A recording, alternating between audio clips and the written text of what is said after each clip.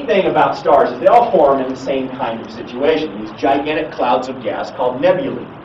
And this one happens to be the Eagle Nebula. And as the cold pockets of the nebula draw gas closer and closer together, because what's happening is gravity is the main force, but in a situation with gravity, well, gravity works better when things are moving slower. Gravity pulls things together more easily when they don't have a lot of velocity. And temperature is the measure of the random amount of motion in any given section of space. So high temperature, lots of individual velocity. Cool temperature, that's where gravity begins to work, and it pulls together gigantic clouds. In the coldest sections in these nebulae, these dense spots here, you get the stars forming. In this case, we've got a super blue giant that's already ignited. And as the super blue giant then sends out its energy into the surrounding space, it erodes the surrounding star clouds. What's happening here is inside these big cocoon-like structures of carbon and different kinds of gas, we have stars forming. You can see some light erupting out. Eventually, when the star fully ignites, it'll push away that cloud of gas and be visible as a star. But what's happening is this blue giant is eroding away all this material that could contribute to the overall mass of these stars, but won't get a chance now because the blue giants got going first. And so blue giants sort of control the rest of the stellar formation of a nebula, making sure that the rest of the stars are of medium or small size.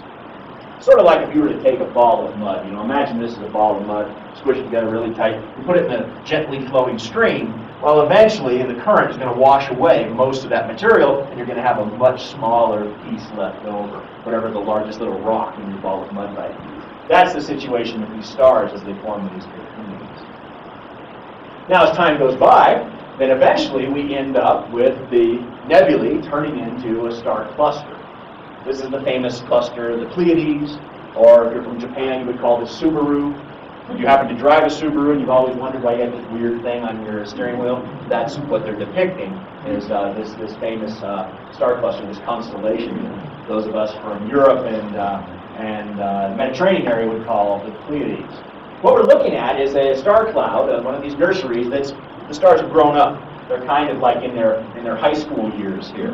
They're about to get their driver's licenses, and I'll explain what that means here in a second. But the big bullies, you know, the jocks in high school, these blue giants here, they're living fast and they're going to die young. And as they die, because they're so large, it's spectacular death, and it's something we would call a supernova. I used to have sound effects, you know, and it would shake the room and people go, oh. And then those guys at NASA are like, space is not dense enough to perpetuate sound. And I thought about it for a while. I said, well, okay, who makes more money, you or Steven Spielberg? And they said, oh, if you want our logo in your silly little program, you have to take out the sound. So I'm going to rewind it one more time, and you just imagine what it would be like to be next to the most horrific explosion possible in the universe, supernova. No, you wouldn't hear it, but it'd be pretty cool, nevertheless.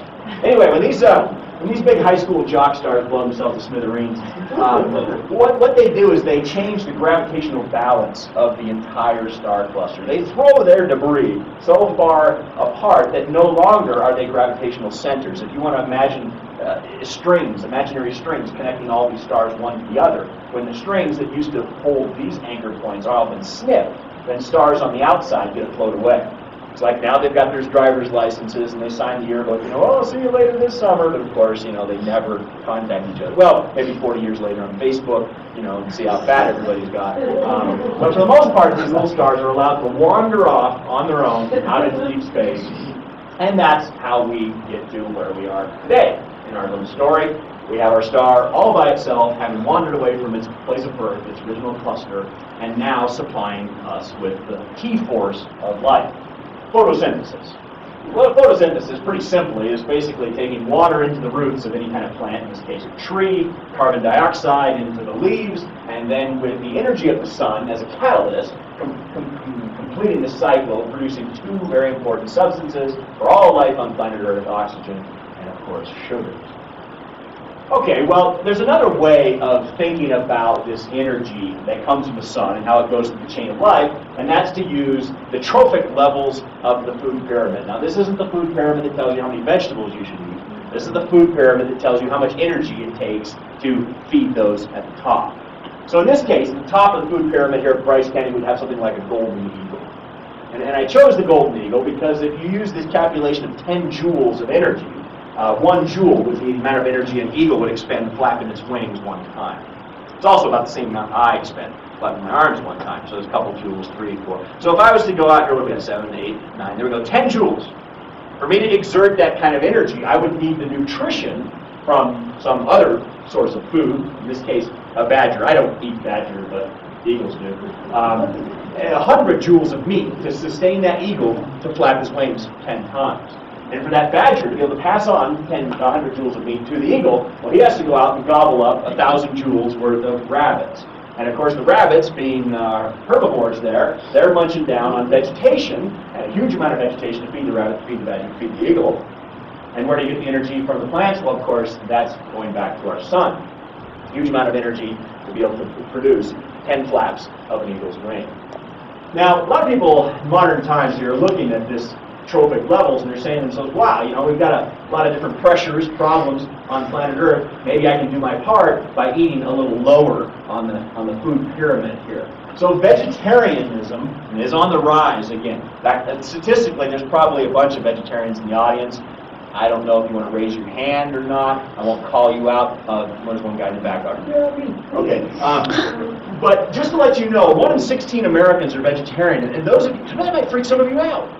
1 in 16, you might talk to a vegetarian tomorrow, you know? And but I would guess that you probably don't know what to look for when it comes to vegetarians. If you think that's alarming, and hopefully it wouldn't be, but if you think that's alarming, here's an interesting statistic. 1 in 4 park rangers happens to be vegetarian. Kind of a little subculture we've got going here. And to prove to you, you would recognize, I'm going to play a little game called Name the Vegetarian Park Ranger. So you've got 4 choices here, and we'll see how you do. My astronomy colleague, Angie, there. Here's our snowshoe ranger, mighty kind of, what does he look like, the Norse sort of guy there, Patrick, and here's some old bedraggled firefighter, and then here's an attractive lady doing a geology presentation. So which one of these, how many hands for Angie the astronomer is our vegetarian of the group? Any? 1 or 2, okay. How about Patrick, the snowshoe ranger? Anybody? Yeah, okay. What about the firefighter? A few hands for the firefighter. What about the lady there at the geology? Yeah, I see all the hands. Because she's the skinny one, right? She's got the nice skin. She's got to be the vegetarian? Okay, well, surprise, surprise. Turns out Patrick is the vegetarian. And the rest of us carnivores are up here. So, with this in mind, this is another way of looking at the food pyramid and the energy coming from the sun. Now, interestingly enough, another neat process has been happening for time and time over planet Earth is that the other stuff here on this level that doesn't get eaten by vegetarians in the food chain will decompose, but not all of it ends up decomposed. It becomes coal. Or if you're talking about the meat up here, maybe this becomes oil. But what we've got, basically, when you think of coal and oil, is about 600 million years of fossilized sunlight stored on planet Earth. All right, well, let's talk about those plants for a minute. Now, in a place like Bryce Canyon, it can be difficult to be a plant. One of the challenges can just be getting to sunlight. How many have been down to Wall Street and saw the big trees? A few hands. If you're staying with us tomorrow, hopefully you'll do that because it's a spectacular hike. We don't let you go above the big trees in Wall Street because this upper portion is a great place to die from falling rocks. But you can come up and get the picture and then double back. Now, what's happening here is these are Douglas fir trees, but they kind of look like redwoods or something. They don't look like a typical Christmas tree like you'd expect a fir tree to be. But that's because these trees are self-pruning. When these trees were little tiny down here, they never ever got any direct sunlight. But as they grew taller and taller, the tree wanted to keep all of the photosynthetic structure, the leaves, the needles in this case, as high up as possible. So as the tree got taller and taller, the lower branches that once were the top of the tree, now being at the bottom of the tree, they get cut off from the water supply from the roots. And as these branches dry up, they'll eventually fall off, so the trees can concentrate all their effort up high where they might get 4, maybe even a good day 6 hours of sunlight growing out of that canyon. Okay, so we can thank our sun for photosynthesis. You know, that's a bringer of life, that's a good thing. But we can also, especially if we're a tree, blame our sun for huge amounts of erosion. Here at Bryce Canyon, our rate of erosion is 1 to 4 feet every 100 years. And how we know that is trees like this tell us that? And I know this because, see, in science, a lot of times people will say, well, how do you know? You weren't there, nobody's there, how do you know?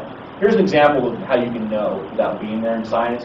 When this tree started growing, it didn't grow from a magic seed that floated 4 feet above the ground for a couple of weeks until a root caught a leaf and could get down to get water and then put it. See, that's where it started growing, at this elevation right here. And we know seeds don't magically float above the ground, so we must have had rock and earth right here for that seed to initially land. And how old is a little tiny tree like that? Well, about 100 years.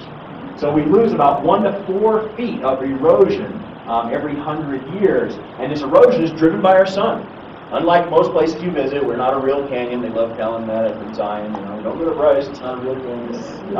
But what we are is a place where freezing and thawing drives an entire different erosional system, and one of the big results is amazing soil creep. Now we call it mud wedging, just so it has a cooler name, but it's basically freezing and thawing and slumping of material as it erodes away. So with soil creep like this, it's very tough to be a tree just hanging on to the canyon. Can be difficult in and of itself. And as you hike, you'll see a few trees like this. It's one of our most popular questions, well, at least one I like to answer the most. Why are these trees all twisted? Okay, so imagine I'm a tree, and I'm growing on a slope that slopes down like this in the audience, all you folks there, and the passage of the sun is in the sky over here like this. Okay. So as the freezing and thawing causes the soil to slump down the hill, then my roots travel down the hill, and I start to lose my balance. Okay? But the tree also grows from the top, too, at the same time the roots are growing. So the top of the tree over here says, oh no, I need to be pointing towards the sun. So it starts to grow forward like this, and it kind of causes the tree to bend over in the middle here, as this is growing towards the sun and the roots are sliding down the hill. And that's okay. The worst situation is if you're on a slope that happens to be going this way. Okay, now we have the path of the sun, still the same place. So here on a tree, I start sliding down the hill. Whoa, okay? And now the stems up here go, we need to grow this way to the sun. That's where the sun is. And that's going to put a lot of torque on the roots over here, right? So the roots, they start coming up out of the ground. They're not getting water. And they go, enough of that. And they dig into the hillside. They turn and go this way into the hill, kind of twisting the whole tree away from the sun. The top of the tree goes, no, we're going this way. And then it twists a little bit more, and this twists a little bit more, and then twist. And you kind of get this pain right here. You have to talk to your yoga instructor to get that straightened out.